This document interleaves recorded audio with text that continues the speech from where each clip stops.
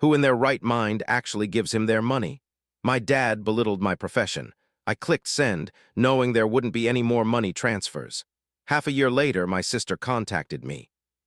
I never imagined I would be the one to tear our family apart. The collapse happened so subtly in the beginning. A fissure, then another, until everything we had created was destroyed. I am 27 now, and I've been handling my family's finances since I was 19, though they would never really admit to it, particularly not my father. The day everything went south began just like any other.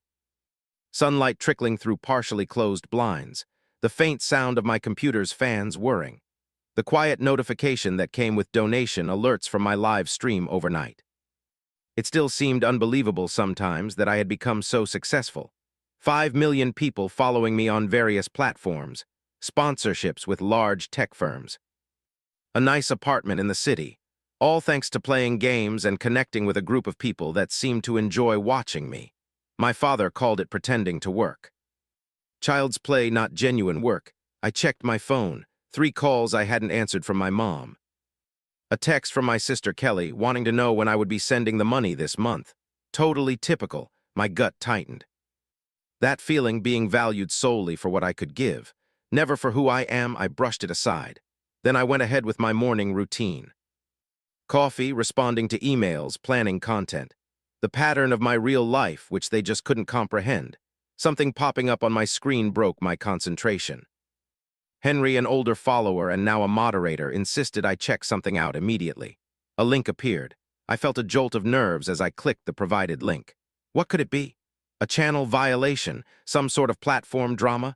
The typical worries of someone who makes videos immediately surfaced. Nothing could have readied me for the video that started playing. The initial sound was my father's voice. It was loud and forceful. He's sitting there playing video games all day like a kid, and people actually send him money. What dumb people actually give money to watch somebody else play games? The camera shifted. My mother's kitchen was visible. It was our childhood home. Kelly, my sister, seemed to have filmed this secretly from what seemed to be the entrance. My dad was seated at the table with my mom, and they were both laughing. At least he's good for something, my father said. His little online pastime pays our bills. My mom playfully hit his arm. Greg, quit it, he works hard, but she was grinning. It was a smile that never quite made it to her eyes whenever she defended me. My sister's voice came from behind the camera. Dad, tell us again about how Henry thinks he has a real job. More laughter, and then my father doing an impression of me. He hunched his shoulders, pretended to click a mouse rapidly, and made silly sound effects. Look at me, I'm a professional gamer, super important. But I haven't done a real day's work ever. The video went on for 3 torturous minutes.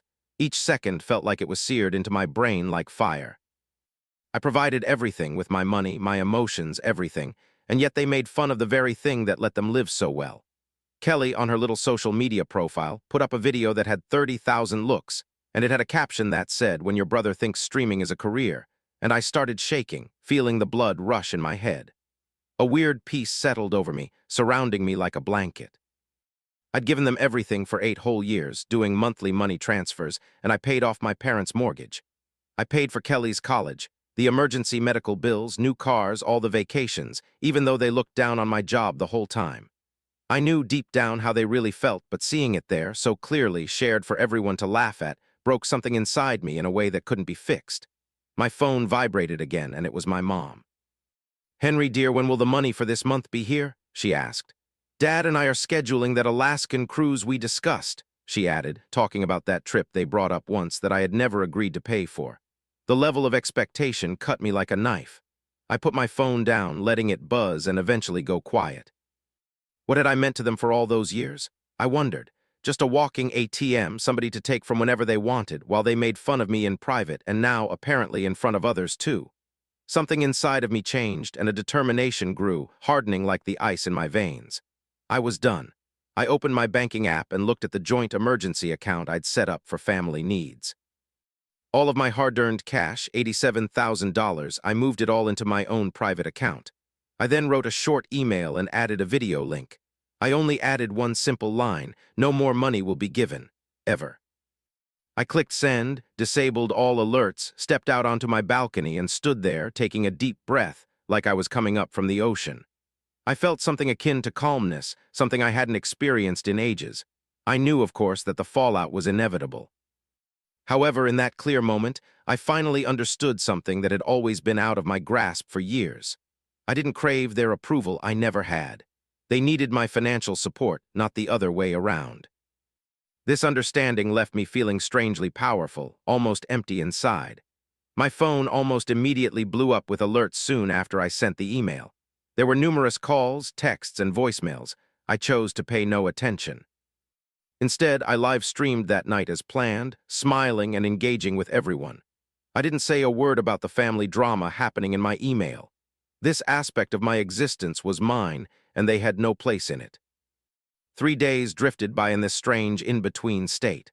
I blocked their numbers on day one, altered my email address, and told security to not let them up if they showed up. The doorbell on the 4th day rang, continuous and furious. "Your father is downstairs," the message came. "He seems quiet and anxious. Should I have him come up?" My chest pounded. My fight-or-flight response was in full force, however. I was done running. "Yes, send him up." The moments that I was anticipating his entrance felt like forever. My pulse was racing. Each thump felt like a ticking clock, and I could feel the blood surging in my head. Then there was a knock, 3 forceful strikes that practically rattled the door frame. As I opened the door, my father was standing there, his face reddened with the anger I knew so well. It was that exact look I'd witnessed countless times throughout my childhood, the one that used to make me shrink away. "What in the world do you believe you're doing?" he demanded. He barged into the apartment without so much as a "may I?" I shut the door softly, keeping my composure. "Nice to see you too, Dad," I muttered, and he quickly turned to face me, poking a finger at my chest. "Don't try to be clever with me. What is this craziness about you cutting us off? Your mother is really upset." I saw the video. His expression changed, first puzzled, then he recognized it, and lastly, he brushed it aside. That it was just a silly video, Kelly was simply fooling around, you know how she acts. A feeling of tightness gripped my chest, and his casual dismissal cracked something inside of me further. "A joke, I understand." My voice sounded foreign, even to my own ears, almost eerily calm. "And the 30,000 people who watched it, were they in on the joke as well?" He gestured dismissively with his hand. "Don't be so easily offended. This is the problem with your generation. Everything is an insult. Everything is a source of emotional distress. You belittled my work, my life decisions, everything that has sustained me for 8 long years. Seriously," he sneered. "You just sit around at home, playing video games, and that's hardly a legitimate job. I'm among the highest paid people in my profession, and I've created a business that not only provides for me, but for an entire family who aren't contributing anything." His expression became grim, and he insisted that we're your family, and families help one another. "But support has to be a two-way street," I told him. "When have you ever supported me?" He hesitated momentarily, enough to show that he knew the truth. "We provided you with shelter for 18 years, I chuckled, unable to stop myself. "That was the legal minimum, and I've repaid that fundamental parental duty over and over since I left home." "So what? Now I'm too good for you. You think you don't need us anymore because you have all your online friends." The disgust in his voice when he said internet friends struck a chord within me, but this time, instead of feeling ashamed, I felt my anger solidify. "These internet friends have shown me far more respect and encouragement than you ever have." His eyes narrowed. "So that's the final decision. You're choosing them instead of your actual family. For the first time in my life, I'm choosing myself." He looked at me as if I had suddenly started speaking an alien language. The whole idea seemed incomprehensible to him. "That cruise Mom was organizing, we already paid the initial fee. The audacity of that request took my breath away initially. Not my issue, and not yours either," he stammered. "We're your parents, and I'm your child, not an ATM." We were silent for a while, two people connected by genetics who suddenly felt like they didn't know each other. His expression changed, a decision happening in his head, and the rage became more strategic. "Will you really upset your mother so much? Is that truly your goal, to break her heart?" The manipulation, which was his most effective tactic when I was a child, didn't work anymore. "Mom will be okay once she understands she needs to be financially responsible like anyone else. And Kelly, what about the funds for her schooling next term? Kelly is 24, and she's already finished her first bachelor's. If she wants a master's, she can get student loans, just like everyone else has to." He started to lose it, and I could see the panic. "You can't just stop supporting us. We have debts and costs." Everyone has to work. The comment hung there, straightforward, blunt, and completely upending our established patterns. My father's face twisted. You're an unappreciative person after all the sacrifices we've made for you. What exactly have you done for me, Dad? Give me one example in the last 8 years. I gaped, closed my mouth, then reopened it, but no words came out. The real nature of our connection was laid bare in that quiet, finally completely understandable. I felt a need to say, I think you need to go, and I heard him say in a low, angry voice, this isn't finished, as he made his way towards the exit. He told me, you're going to be sorry because family is the most important thing. I fired back, no, honoring myself matters most, and I really wish I had understood that earlier in life. The door slammed behind him, the force of it shaking the building slightly. I just stood there, not moving, in the sudden quiet of my place. I was waiting for the guilt to hit me hard, but it didn't. Instead, an odd feeling of weightlessness took over, like a heavy burden had finally been taken off my shoulders after years of feeling crushed. I walked to my desk and sat down, gazing at the setup that had become my entire world, the thing they had made fun of so completely. I didn't feel any urge to explain myself to anyone. I started my stream earlier than planned that night. My audience immediately picked up on a change in me, and the chat was filling up with questions, worries. I saw messages that read, "You seem different tonight, are you all right?" I thought about dodging the questions, like I usually did, and keeping my personal life private. But something inside me had changed in a significant way. It was today I made a significant choice. I shared with everyone, creating some boundaries that were truly needed, and it just feels right. The chat lit up with support. There weren't any inquiries or requests for explanations, only genuine cheering from countless individuals who willingly share their time with me, people who are like my true family in numerous ways. It's been 3 weeks since then, and the lack of contact from my actual family has been both difficult to endure yet also beneficial, akin to a serious injury finally being exposed to fresh air after being covered up for so long. Kelly tried to contact me once, requesting, more like ordering, money for her schooling. I didn't reply, so she sent a barrage of progressively angrier texts, claiming I was leaving everyone. I didn't participate in the argument. There was nothing else for me to say. Then a notification popped up, a seemingly tiny, unimportant sound that made me feel awful. It was an alert from my bank concerning suspicious activity on the emergency account that I'd neglected to fully close. Somehow my parents had gotten into the account and taken out the few $100s that had collected from automated transfers, emptying the account. It was the ultimate proof that I'd done the correct thing. I locked the account completely, severing the final financial connection. That evening, my mother phoned from a number I didn't recognize, and I almost didn't answer it, but something prompted me to pick up. "Henry, please don't disconnect the call." Her voice sounded tiny, almost delicate, something I'd never experienced from her before. "I'm paying attention," I answered after a moment. "We really need your assistance, your dad. He's too stubborn to ask, but things are tough lately." Even though I had my own feelings to work through, my chest tightened. This was my mom, the woman who'd read to me at night, who'd put bandages on my scraped knees, who had also stood by silently as my father put me down for years. "I'm saddened to hear that," I said cautiously, "but I can't really help out right now. But we're family, the same old thing, the same demand. Family members show each other respect, back each other up in their decisions, don't make fun of each other in public for people's amusement." She let out a breath. That video was a bad move, and Kelly realizes that now. "Has she removed it?" Another silent pause. "Well, no, but it wasn't a mistake. It was a deliberate decision which has repercussions." "Henry, please, we're having difficulties here. We require you." The words I'd secretly wished to hear for so long, recognition that I mattered. But it was all about what I could give, not who I was. "I'm sorry, Mom, I really am, but I'm not able to do this anymore," and her voice became firmer, the vulnerability gone. So that's the end of it all, a lifetime of family connections tossed aside because of one short video. It wasn't the video, it was what the video exposed, what it proved about how you all view me.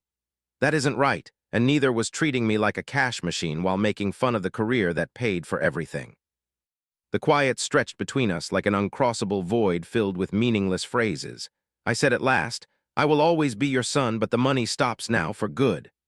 I heard her take a sharp breath. She said, "Your father was right, that online celebrity thing has transformed you." No, it just showed me my value when my own family couldn't. I hung up, put the phone down carefully, and waited for the overwhelming guilt to crash over me, but it never came. Half a year went by, the seasons shifted, and my career continued to explode, with a big platform giving me an exclusive contract offering me more money than I ever thought possible. It wasn't lost on me that this fake job had given me a lifetime of financial security. I purchased a home, took in a dog, and built a life that was genuinely my own, though the family-sized emptiness was still there. Particular times brought the pain of missing them.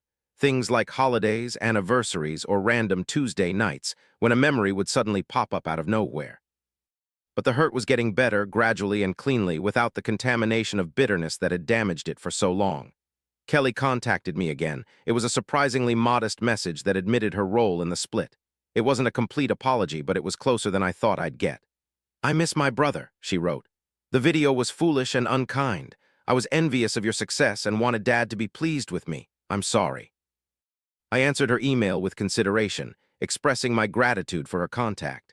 I also proposed we could grab coffee sometime, though I made it clear there would be no financial assistance or a return to our past relationship. This was a cautious initial move towards something different, a more beneficial setup.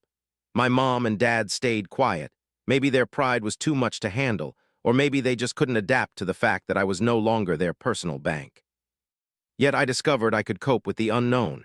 Their absence caused less pain than their presence used to. The biggest transformation, though, was within me. The continuous requirement for approval from my folks, from viewers, really from anyone, had noticeably lessened. Streaming became something I did for fun. I connected with my viewers because they were important to me. Creating content felt good because it satisfied my creative drive, not to demonstrate my value to my dad, who would likely never accept it. Exactly 1 year after I'd severed ties, I got a small package in the mail. There was no return address, but the postmark was from my hometown. Inside, I found a thumb drive and a note written by my mother. It said that I should have it and that she was sorry it took her so long to understand. The drive held one video file. I had a slight tremor in my hands when I clicked play. The video showed my dad by himself at the kitchen table. He looked older, somehow less imposing. He began by saying he didn't know if I would see it, his voice raw. My mom thought I should record it, he continued. Maybe someday I would be willing to listen. I felt a sharp intake of breath as he looked straight into the lens, the forcefulness of his gaze unsettling me. "I completely misjudged you, Henry. I was incorrect about your professional life, wrong about many aspects of it." He then moved his hand over the top of his head where his hair was getting thin, a movement I knew so well it hurt me inside. "The reality is I never grasped what your work was about, and frankly, I was envious. That's the truth. I was envious that you found achievement pursuing something you were passionate about while I stuck with a job for 4 decades that I detested." Tears welled up in his eyes, something that I had never seen him do. "I took it out on you, caused you to feel insignificant because I felt insignificant. I used your achievements while disparaging how you had obtained them. It was unjust, even mean." He then took a large swallow. "I'm not hoping you'll send me money or even forgive me. All I wanted you to understand is that I was mistaken and I apologize." The video stopped, without any grand finale, no musical score, simply my dad's face, looking weak in a way I'd never seen before. I remained seated in the quiet of my home office, the very room where I first watched the video that ended our relationship, now watching another that could perhaps begin to mend it, not deleting the past, not acting like the pain never happened, but recognizing it, consuming it, taking accountability. I didn't reply right away. Some emotional injuries take a while to heal, even after someone says they're sorry. Yet I saved his video, and for the first time in a year, I let myself recall the positive memories also.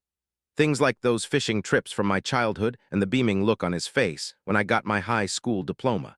There were small acts of generosity hidden beneath the years of negativity. It wasn't enough to completely make the pain disappear, but it was enough to think that people, even parents, are capable of evolving, owning their mistakes, and altering their behavior. I'm uncertain if we will ever fully fix what was damaged. Some scars never truly vanish. However, as I sit here now, a year and a half after that awful day, I finally get something I couldn't see back then. Severing those ties wasn't about punishing him. It was about prioritizing myself enough to require respect. On occasion, the most loving thing you can do for both yourself and other people is to set limits that can't be ignored. It means saying, "This is my boundary, this is where you start, this is what I will accept and what I won't." I'm succeeding more and more in my professional life. My circle of friends is expanding, and the life I've constructed is becoming more and more stable. If at some point that life includes some form of my family, the type that respects my actual self, not just what I can do for them, I might be open to the possibility. I'm done with trying to be smaller to satisfy others, finished with enabling my own self-destruction. That old me, he's vanished. Instead, there's a more resilient me now, someone who understands that my true family, whether biologically connected or chosen, supports me instead of undermining me. And that's a truth that made all the hard times worthwhile.